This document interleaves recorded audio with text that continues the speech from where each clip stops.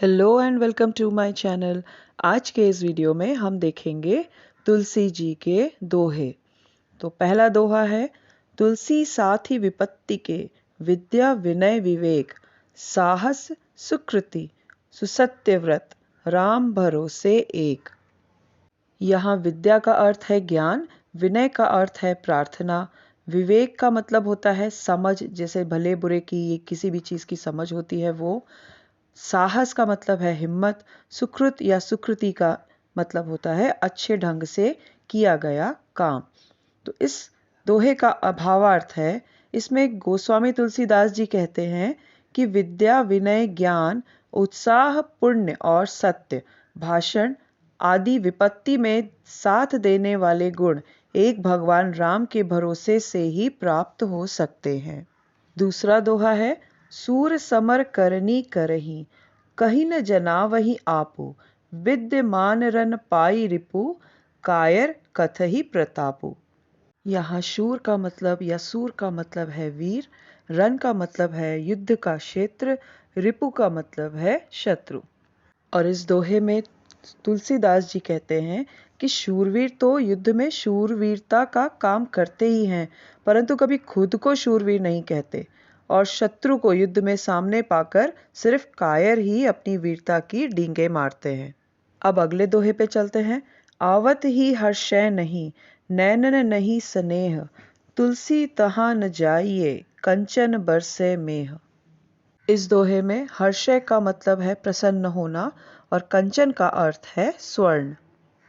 तो इस दोहे में गोस्वामी तुलसीदास जी कहते हैं कि कोई भी ऐसा स्थान जहाँ पे कि बहुत धन संपदा है, बहुत ज़्यादा पैसे हैं, सोना चांदी है, आलीशान घर है, आलीशान वस्तुएं हैं, परंतु अगर आपका वहाँ मान सम्मान नहीं ना हो, या किसी के हृदय में आपके लिए प्रेम ना हो, या मित्रता का भाव ना हो, तो ऐसी जगह पर हमें कदापि नहीं जाना चाहिए।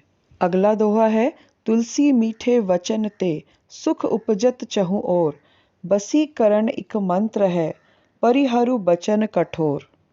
इस दोहे में उपजत का मतलब है उत्पन्न होना।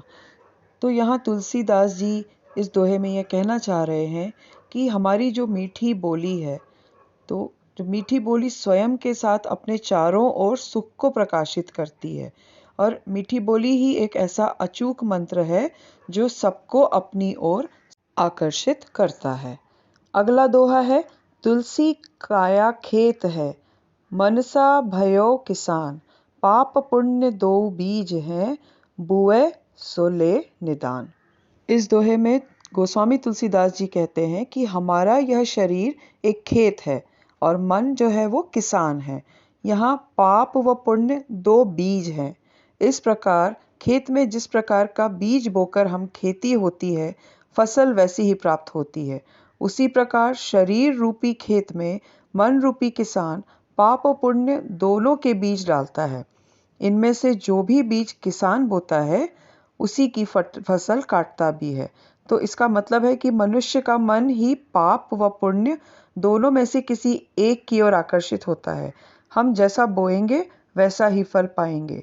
इसीलिए अच्छे कर्मों का फल अच्छा और बुरे कर्मों का फल बुरा ही मिलता है। अब आगे के दोहे पे चलते हैं।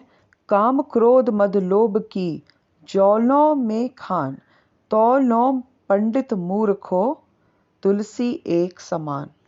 यहाँ मद का अर्थ अहंकार से लिया गया है, और इसमें गोस्वामी तुलसीदास जी कहते हैं कि जब तक मनुष्य के मन में काम यानी कि वासना, क्रोध, घमंड, लोभ आदि विकार उत्पन्न होते रहते हैं, जब तक उसके दिमाग में ये सारी चीज़ें रहती हैं, तब तक वह विद्वान होते हुए भी एक मूर्ख के समान है। इसलिए मनुष्य को काम, क्रोध, मद तथा लोभ का शीघ्र ही त्याग करना चाहिए। अगला दोहा है, लसी पावस के समय, धरी कोकिलन मौन, अब तो दादुर बोलिह, हमें पूछे है कौन। यहाँ पावस का अर्थ है वर्षा ऋतु, दादुर का अर्थ है मेंढक।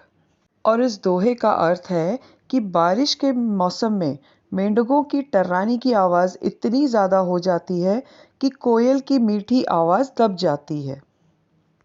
और इस दोहे को हम इस तरह भी ले सकते हैं कि जब धूर्त और मूर्ख लोगों का बोलबाला हो जाए, जब हर कोई उनकी ही बातें सुनने लगता है, तो समझदार व्यक्ति की बात पर कोई ध्यान ही नहीं देता और ऐसे समय में समझदार व्यक्ति को चुप रहना ही बेहतर होता है। अगला दोहा है, दया धर्म का मूल है, पाप मूल अभिमान। तुलसी दया न छाड़िए, जब लग घट में प्राण। इस दोहे का अर्थ गोस्वामी तुलसीदास जी ने यह बताया है कि धर्म का असली मूल तो दूसरों पर दया रखना है और अभिमान ही पाप की नींव है। इसलिए जब तक जीवन है, इंसान को दया करनी नहीं छोड़नी चाहिए। अगला दोहा, तुलसी जय कीरति चहही, पर की कीरति खोई।